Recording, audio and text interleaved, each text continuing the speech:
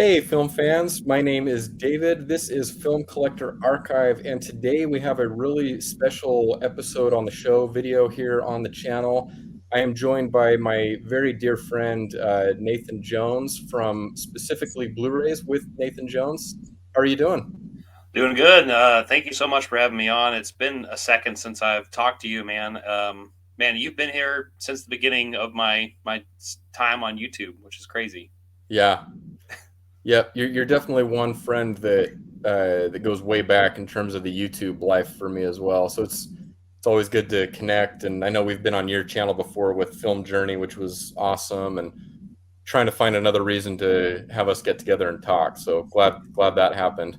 There's unlimited times. I mean, honestly, we could like spend the whole hour talking about basketball and the current state of things, but Yes, we could. if we wanted to, but Yes. I know not everyone wants to hear about sports, so it's fine. No, but yeah, we've definitely had those conversations before and just gotten to be really good friends over the last few years, which has been awesome. So appreciate you taking time out of your day to come by the channel.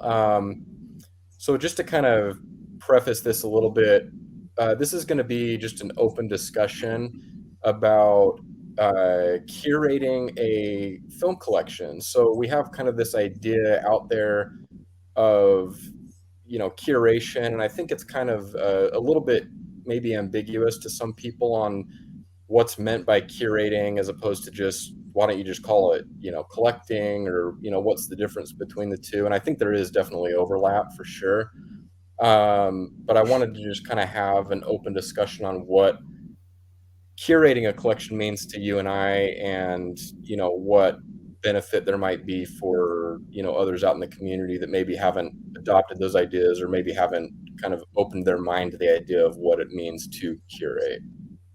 Yeah, uh, so just to start out, just to kind of get the conversation going, um, to me, curation is it's being, not to borrow from your, the name of your channel, but it's being really specific in how you go about collecting. Does that speak to you? yeah, it does. I would say it is interesting because obviously, you know, when it comes to whatever you collect, it doesn't even have to be, film. It could be records, it could be books.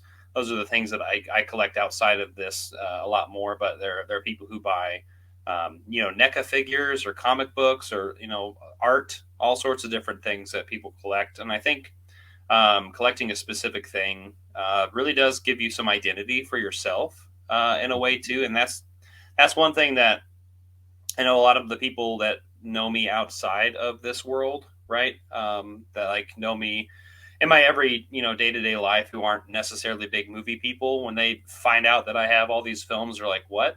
And it is something that is a nice conversation of discussion because I can go anywhere with that. I mean, I can be like, "Well, there's a lot, like where to start, right? How do I discuss this whole thing?"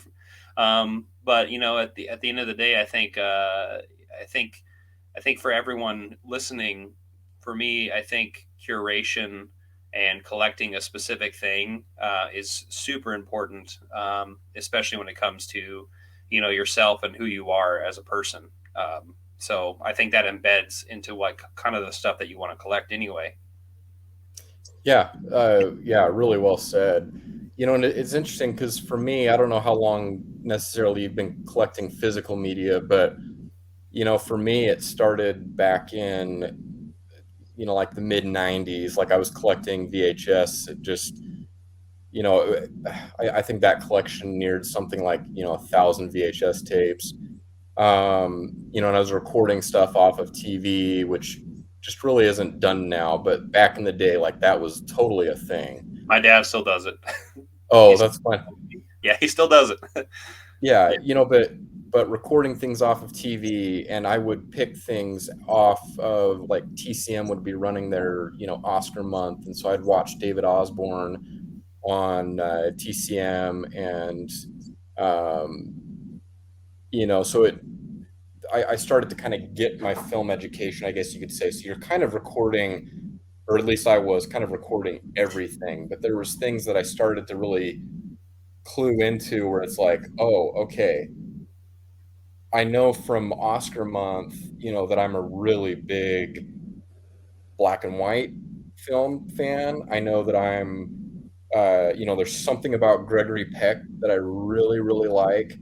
I'm not crazy about, French films or, like you kind of start to sift through kind of this ocean of, you know, films out there and you start to kind of form an identity. So then, for me, I kind of moved into DVD and then Blu-ray, and now we're in, full-fledged into, 4K, and the collection for me is kind of an ever evolving thing, kind of like you're alluding to, where for me, and I don't know if this is the same for everybody else, but I mean, my collection is kind of a constant flow of in and out.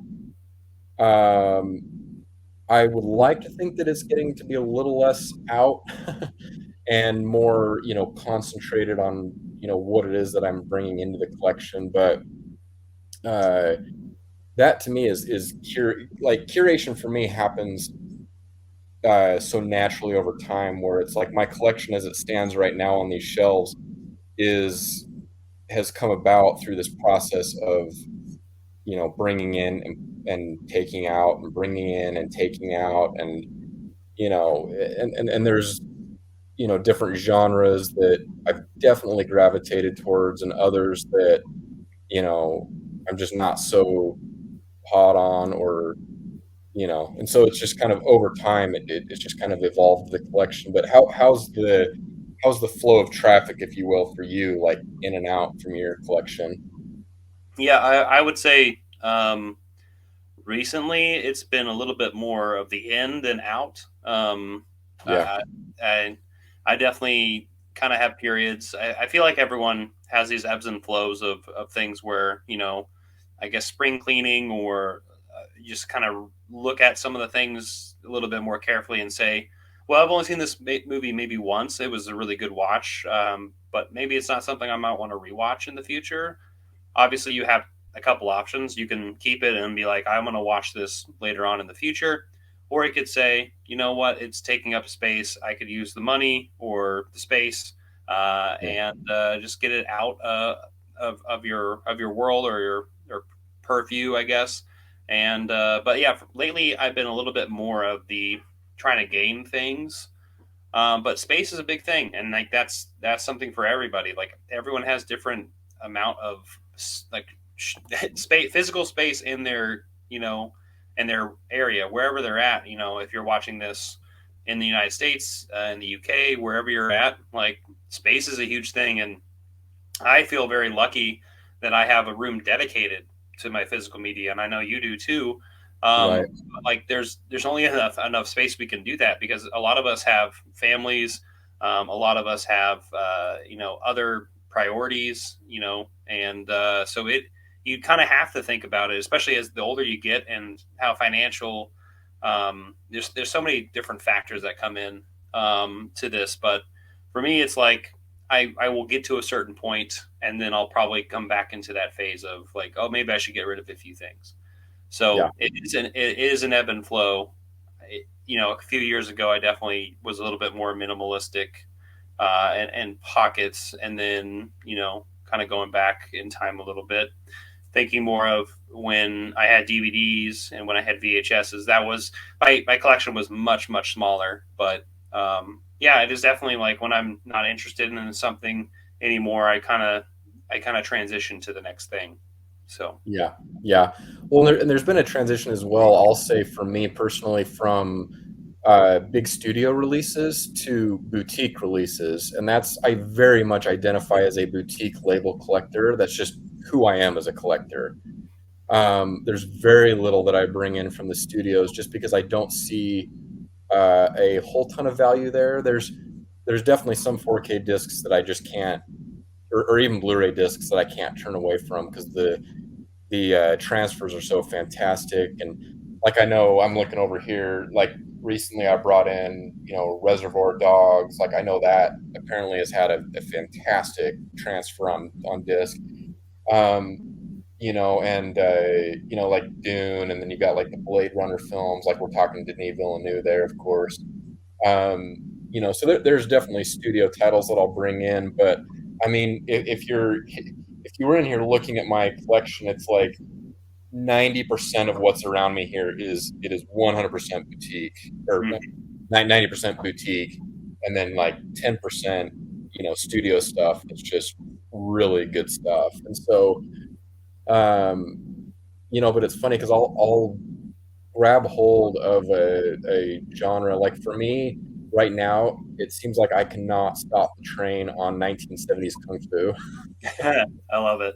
And I see Shawscope, yeah, behind you. Yeah, Shawscope Volume 2. That's coming in a video here really soon on my channel. Um, I cannot stop the momentum on 1970s kung fu right now. And see, and that's the kind of a point I want to make is it's 1970s kung fu. It's early 80s kung fu. For me personally, I get into like late 80s and 90s and my interest just drops.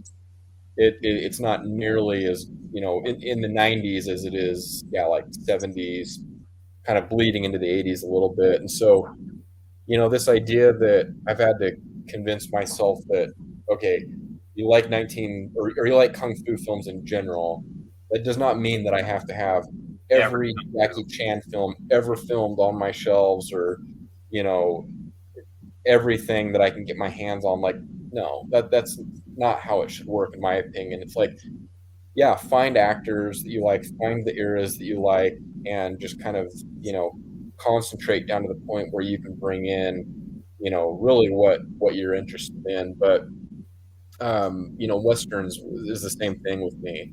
Is like I couldn't get enough westerns, and then all of a sudden I started realizing, okay, I'm not as into, the 1960s kind of starts to drop off a little bit for me. Like I love the 50s. Like for me, black and white, it almost doesn't matter the genre. It's like black and white films. I just love black and white films. Hmm.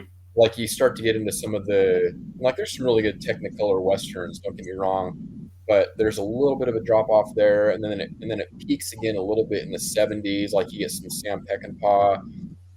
Like you get really kind of gritty westerns, kind of coming in, and so that's, I guess what I'm trying to point out is there's going to be areas and, eras of genres that you like more than others. And so just because you like one genre doesn't mean, all right, get it all, like bring it all on, because space is a commodity for sure. Yeah, Um, it definitely is. so I mean, you and I, like you said, we both have dedicated rooms. We're lucky enough to have that space to say, and God bless my wife for allowing, I work in this office full time. This is where I spend every day, but like, to be able to have all this shelf space is definitely, a blessing for sure. But even in, even having the dedicated space, it's just kind of this constant, um, flow that I have to go through, because I realized about 6 months ago, or well, I'll say like this year, 2022, I realized, oh man, I am running out of space.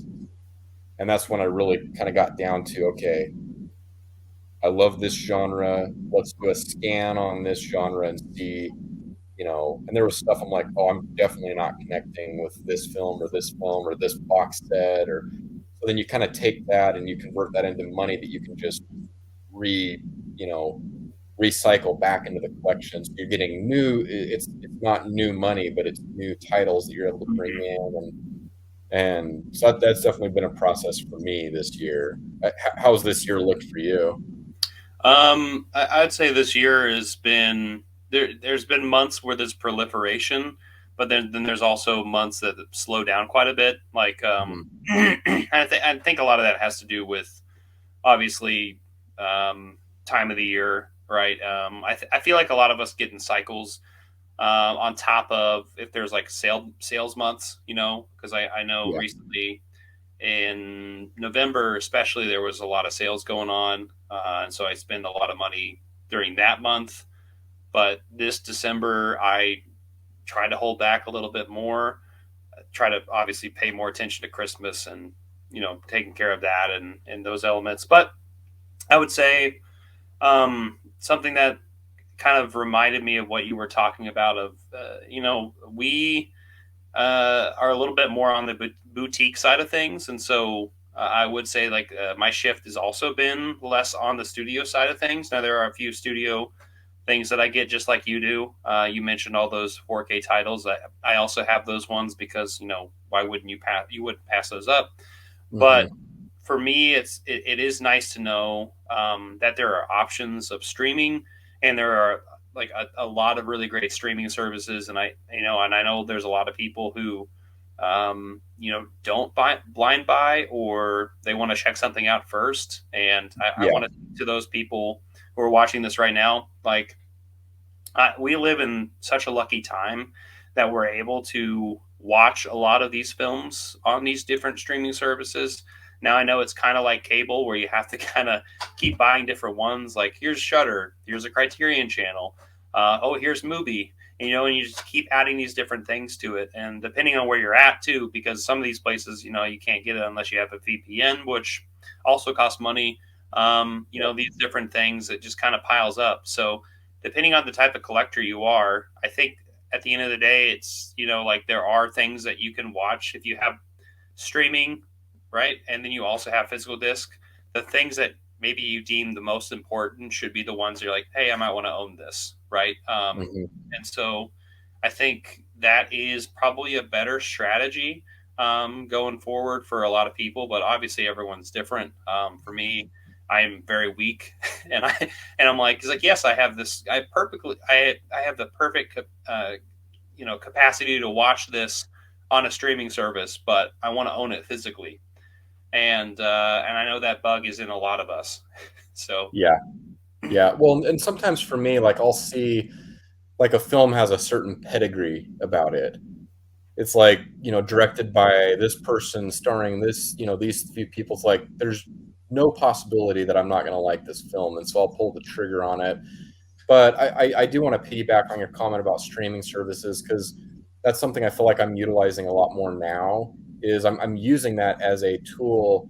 I'm doing I'm still blind buying for sure, but I'm just blind buying at a significantly slower pace than what I used to. And using a streaming service as a way to preview a title has been very valuable for me, because I've streamed certain films and I'm like, wow, I'm really glad I didn't pull the trigger on that one because that felt really flat for me or whatever. But yeah, I think that's a positive shift that I've made is just using the streaming services. I've been a subscriber on Criterion Channel from the beginning. Got my fancy black plate I with my have that name black card too. etched, my name etched on it. Um, but there's others like you mentioned, Shutter. I think I've had a trial there, and I think I need to just latch on and pay it's like $6 a month. Yeah, it's one of the Because I'm cheapest a ones. big yeah, because I'm a big horror guy, Yeah, and so that would be valuable. But yeah, I mean, there's so many because like my household in general, like my wife she streams 100%, and so there's value in my household like just outside of me, to have the streaming services. So we have Netflix and Hulu and HBO Max and Disney Plus and all these, and but that's really how the model has shifted away from cable still exists, of course, but it's really kind of an a la carte, pick your own. And I'm just choosing to use that as a tool now to say, okay, you know i I can watch this film on HBO Max instead of paying even during sale time, instead of paying the $20, for a Criterion disc, watch it first and then, whatever. But yeah, it's definitely a tool. But um, in terms of curating a collection, I wanted to kind of move into there's a couple of ideas here, like uh, while we're on Criterion, or where I mentioned Criterion, like spine numbers.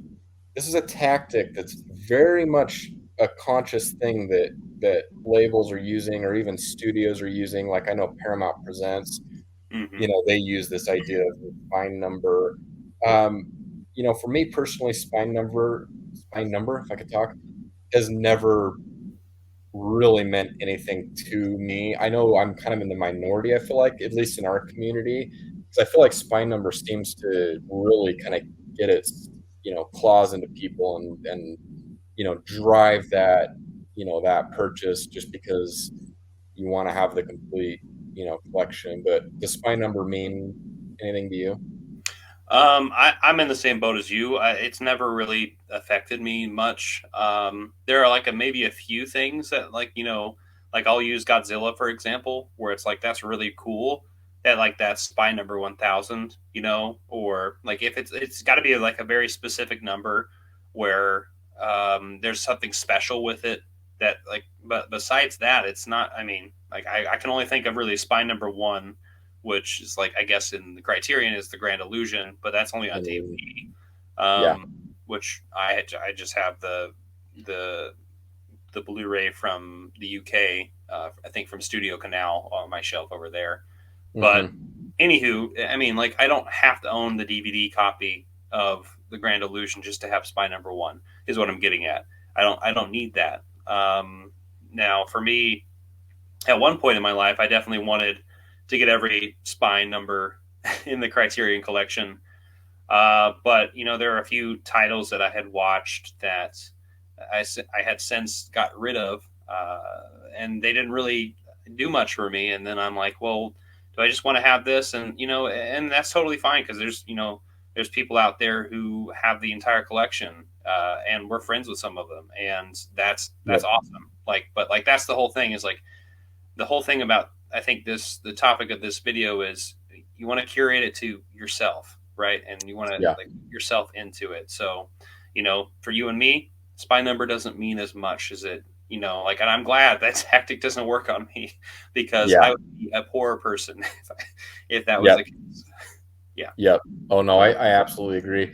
And yeah, there are people in our community that have, the whole collection. There's one I won't name names, but the individual I'm thinking of, I mean, he has done so much to educate the community on the different films in the Criterion Collection specifically. And I see just tremendous value there, and you can tell that he's very much invested in it. It's not just a swipe of the credit card to just fill the gaps in the collection. He He's puts he's time in well, it. he's doing so much to educate the community, and I mean, he's an absolute resource. And but for me, yeah, it that tactic doesn't, and not that I'm saying that tactic is working on him, because I feel like there's different reasons why he collects the way that he collects, but um, yeah, for me, the tactic of spine number, I don't lose sleep at night knowing, that spine number whatever isn't on my shelf. Um, and something else, kind of going away from spine number, we have this idea of not buying something because it's not packaged a really specific way, or it's maybe missing that coveted, slip cover.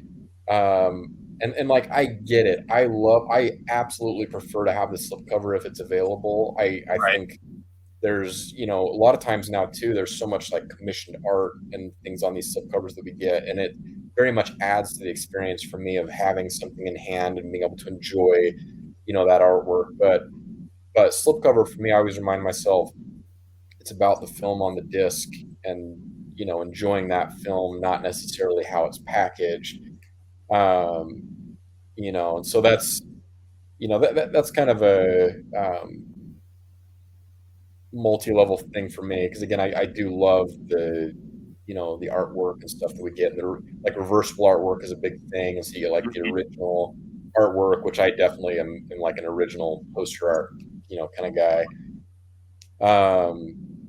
But yeah, kind of slipping into that, it becomes a little bit of a pitfall, because if it keeps you from enjoying a certain film that you enjoy, or that you will enjoy, because it's not packaged that certain way, I think that's where I'd say, okay, maybe that's where you could rework it a little bit to like bring the film into the collection, regardless of how it's packaged. But what about this idea of FOMO, of fear of missing out?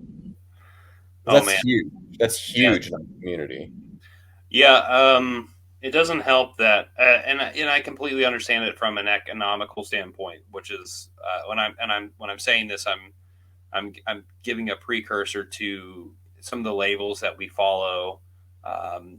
Being able to print a certain amount of discs is only financially feasible, and it's a smart thing for them to only print a certain amount because they're going to lose money. Now, another smart tactic they're using in regards to that too is the fact that these things are limited, and so they sell out fast. For instance, I'll use one label as an example of one that I wish was a little bit more accessible for us, but at the same time, it exists, and I'm glad it exists. But I'll say Imprint Films is a really great example of something where it's like I really wish that I could get more involved with it. It's Hmm. just cost prohibitive for me to get much more than a few titles here and there. Um, Hmm. and but like I said, I'm super happy they exist, and I'm glad they're putting out titles that have not had the light of day. But there is a point to like scarcity of these things because we are moving into. I mean, that's the reason it makes it boutique is it makes it more scarce. And that's the thing that I've always kind of struggled with in the long term goal of kind of what we're doing.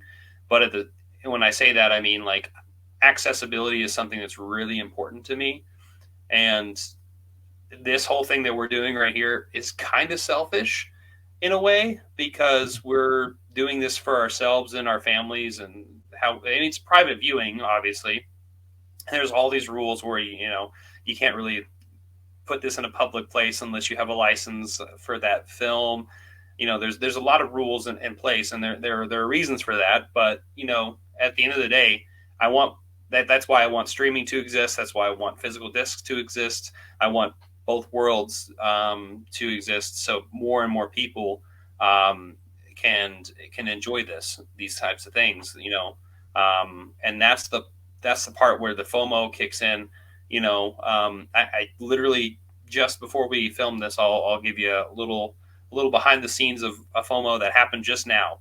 Um, that in the because we're filming this in the end of December, and we're about to have a new year, right? Actually, Christmas is right around the corner, but Radiance Films in the UK just just started up, and I know that several of our friends have gotten some of the titles, and I know the January bundles on its way out and all that stuff. But there's a bundle, a limited edition bundle from July to December, and I kind of wanted it, but I was like, I don't want to pull the trigger. I don't have, maybe I just like want to save up a little bit of money. But then I noticed that this limited edition stuff it went away in like a week. It'll go away in a week when recording this, and so I'm like, I'll jump in. Like I believe in this company enough to do this, even though I haven't got a disc from them yet. You know what I mean? Yeah. So that FOMO, stuff works, and but at the same time, it's like, but that was a conscientious, yeah, cannot talk, a conscientious choice for me to be like, you know what, this is the type of collector I am, and like these the types of films that they've talked about are ones that I'm interested in, and like that's the reason why I said, okay, I'm on board. Like Criterion, Indicator. I mean, this can jump into the types of companies that we enjoy, right? Like, and you can kind of get into the trap of like wanting everything that they've put out, you know. Yeah. So I don't know if you've dealt with that yourself. Yeah. I mean, the limited edition definitely, has come into play for me. And I don't know, back here on the shelf, like these are the Columbia Noir, yeah, number 1 through 5. Um, I am definitely mindful of certain. So, well, let me just put this into perspective. That collection right there, probably my favorite thing in my entire collection. I mean, it's that good, like the work that Indicator's been doing, and so I definitely fall into, and not that it. um, because it definitely goes planned for me because I know when Indicator comes out with a box set, you know, I just know, well, not even every single box set, but like film noir specifically, I have such a weak spot for, for film noir. I know that I'm going to be buying those, and so when those announcements come, like I plan ahead. Like I'm not going to miss out on that. But yeah, I mean, I've definitely fallen into the hole there a few times of um, just discovering something and, oh wow, this is only going to be available for this amount of time, or there's only this many copies, like Vinegar Syndrome. I track that site like a stalker. I mean, it's like some of those titles, it's like I'll check back, each day. Oh, there's only, 100 copies left. Oh, 80 copies. When it gets down to like, 50, 60 copies, like, okay, do I really want this? Yes. Okay, buy it. So there's ways you can kind of track it so that you can plan for it a little bit better. But Right. I've definitely been bitten by the FOMO bug, and in some cases actually regretted making certain purchases, and those are instances where the titles have gone out of the collection, and FOMO too. The bad thing about that is you have these scalpers who of course go in and buy up everything, and then they use that tactic then against people who missed out and then charge them 3 times the amount. Like I'll let you in on something like just kind of a something with my collecting. If there's titles like I'll have a limited edition box set and it's like I am just not connecting with this. Um, I have a relationship now with Orbit DVD and I will send them boxes of stuff and you know get really good like Mark over there that runs Orbit. Like it's such a fair trade value. You like the store credit cash because like you can turn around and it's like I could turn around and sell that box set for $200, but it's like stop putting that poison out there. That's my thought on it. Someone missed out on this, and so I'm giving this set over to Mark, and then someone's going to be able to get it at a really decent price the way that they Mhm. price things out. I hate this idea of FOMO on, and then on top of that, scalpers who are then exploiting that whole idea and then charging you 300, $200, whatever, for something that should cost you $60. Yeah, exactly.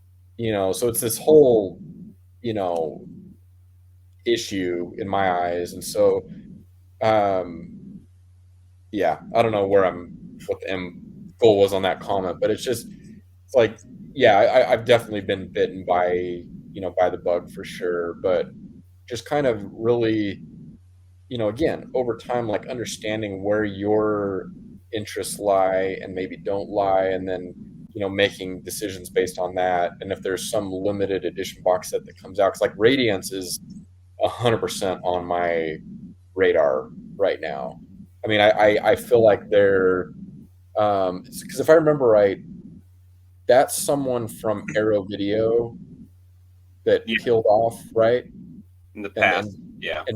did Radiant, so they kind of have an understanding of the market and kind of how to produce these things. And so, no, they're definitely on my radar. There's the Franco Nero set coming out next month that absolutely has my attention. And Franco Nero, like point in case. I know that I like Franco Nero films because I've really dove in on spaghetti westerns, and I know, that Django and these types of films I really like. And the Franco Nero set coming out from Radiance, I think, is a mafia tales, type box set. And Mhm. so, I'm allowing that to inform that possibility of that purchase, and yeah, but like the what you're talking about with Radiance, the limited packages and stuff, it gets tough because it's like Yeah, if there's it's a gamble. I'm definitely yeah, buying things I don't know about, but yeah, but if there's definitely, enough there that it's like you kind of weigh that out and then you either pull the trigger or you don't. So like I totally get that. yeah, and I definitely want to say I think you bring up a good point. I know you mentioned like Gregory Peck earlier, Franco Hmm. Nero. Like these are the things that like makes these experience is really fun is because whatever you're like, or 70s martial arts films, like I had that bug in the summer, and me getting the second set is probably going to kick that bug back in. Yeah. But it, and I don't know, it's just these things that we get into and we just deep dive into them, and it you got to be careful in some cases, because sometimes you just get really invested in something, and then you kind of put it aside for a long, long time, and then maybe you don't get back to it. And but that's perfectly fine. And I think that's the thing too that people need to realize is that's where you have all these options to come in, and like you got to think about it in the moment, but you also got to think about it a little bit in the future as well, because I'll give you an example of like anime, for instance. I had watched anime growing up quite a bit, on Toonami and Cartoon Yeah. Network, and then eventually getting a little bit deeper and on Crunchyroll when it first was starting off, and things like that. And then I hit a point where I didn't really care much for anime anymore, and I started kind of focusing more on film, art house movies, blockbusters, etc., all that stuff. And then slowly, over the years, I picked up things here and there. But then, like I just had the anime bug just kick again, and I'm like, now I want to invest in that. But like I still have, my sets of the animes that I enjoy, and I'm like, oh, well, I'm glad I have that, because if I wanted to jump into it, I can jump into it. And but that's the thing, is we always have these different things that we get invested in, and it's an like that's our ongoing struggle as a collector, is we're always searching for different things, and then whatever fancies our mood at that time, and then we get in Yeah. these different seasons. But I think that's what makes it exciting too, and that's probably why we collect in the first place. Yeah. Well, there's some films definitely that I'm in a particular mood, and it's like I'm really jiving with something, and then I throw it out of the collection. 3 months later, I've got the bug again. I'm like, oh man, I should have kept that, whatever film. And so I'll bring it back in. Like that has definitely happened more than a few times, where I get rid of something and then bring it back in. Cause I'm like, what was I possibly thinking getting rid of that? Um, so that's something to be mindful of as well. Because in fact, today I just made a purchase on Orbit site, and it's a film that gave me like a physical reaction. I was so sick by this film. And so this is Henry, A Portrait of a Serial Killer. It it gave me such a physical reaction watching this film. I was so disgusted by what I was watching on screen that I got rid of the set. And and I thought more about it after the fact, and kind of the exploration of the human psyche, and like what drove him to do what he did. And there was kind of this whole list of supplements that I didn't get to, because it was kind of this knee jerk, oh man, get this out of my space kind of a move. And so I actually purchased the set again today, and that was money that I had available. It's like, I want to put it towards this. um because I think it's important for me to have some films in my collection that I don't necessarily connect with on every level. It's not a film that just makes me feel alive or feel, like, man, this is why I collect films, but rather having, particular films in my collection that give me this certain reaction. And it challenges me beyond the level of kind of what I'm comfortable with, I guess. There's scenes in Henry that I'm just like, oh, like get that out of my head, but it challenged me on a level that something like, my favorite film of all time, To Kill a Mockingbird.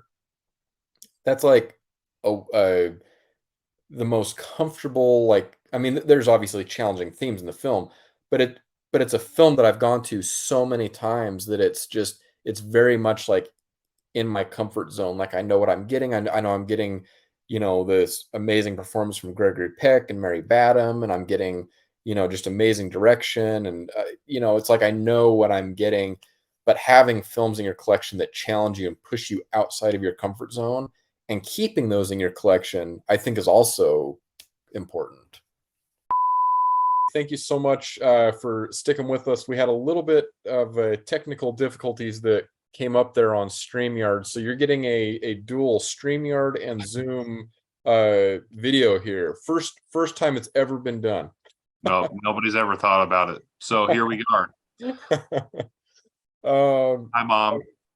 So okay, so picking up where we left off, films, kind of having films in your collection that specifically challenge you. They're not necessarily in your comfort zone. Do you have any comment on that? Yeah, I have quite a few films in my collection that consistently challenge me. Now, this was kind of by design. Obviously, there's films like, I just recently, I'm about to start watching more Tarkovsky films, right? Those are films that are not necessarily what I would want to visit all the time.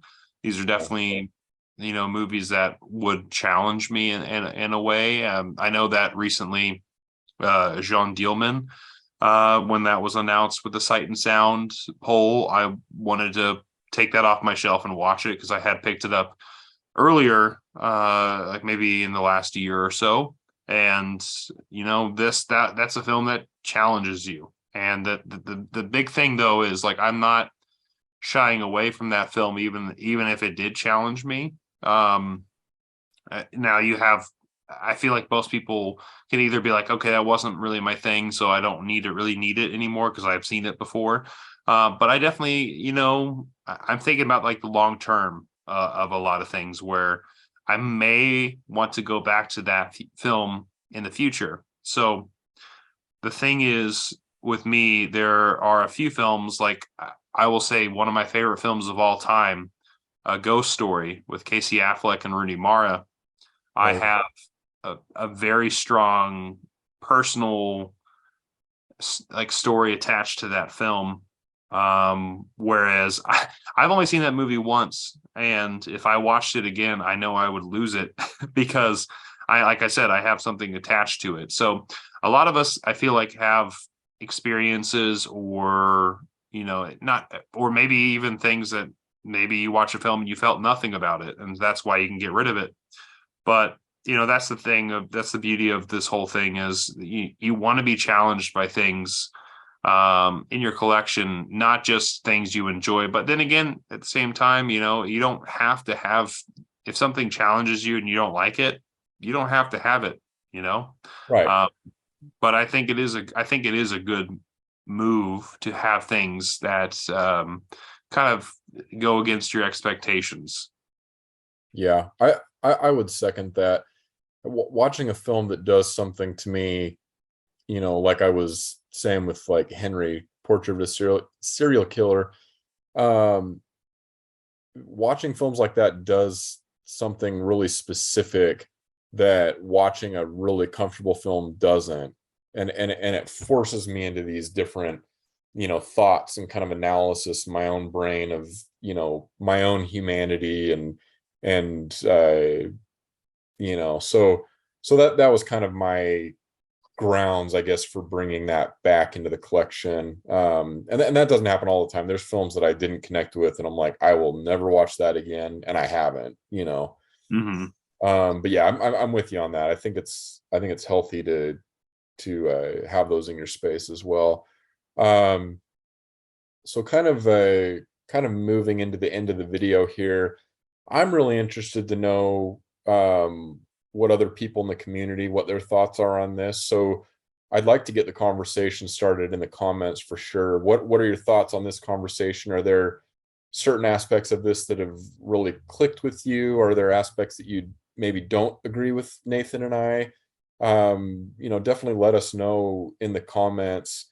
Nathan, I really want to thank you again for joining me on this video. I'll be sure and leave.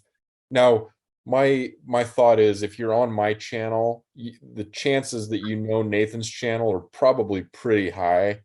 I know we have a lot of people in the community that are great about kind of circulating and watching each other's videos and whatnot. So I'm sure, Mhm. that there's definitely crossover between our channels. But in the case that you don't know Nathan's channel, I will be sure and leave links to all of Nathan's socials in the description of the video. But any final comments from you, Nathan?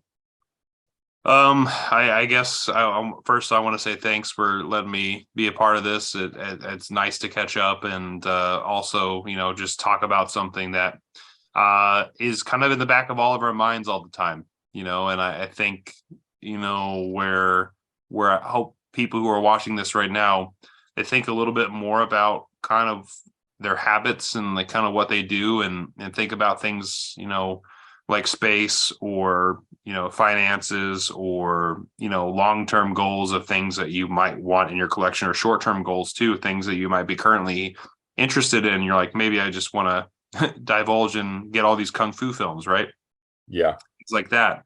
There's so many different things about this fascinating hobby of ours that I think has unlimited potential to talk about so many different things. And so I just want to say thanks for everyone checking this out, and giving both of our channels a watch, and also just checking this entire thing out, and being there watching us, which is still strange to me that other people want to hear me talk about something, or I don't know.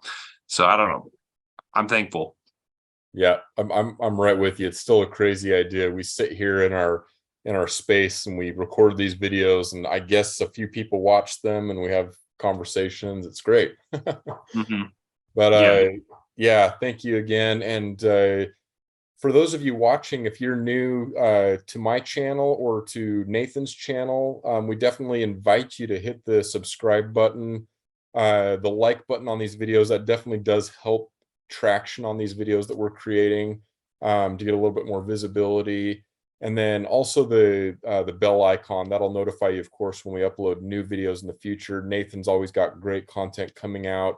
I've got some exciting stuff coming up, including we'll call it an enormous Orbit DVD haul that's coming up soon on the channel. I kind of alluded to that in the community tab.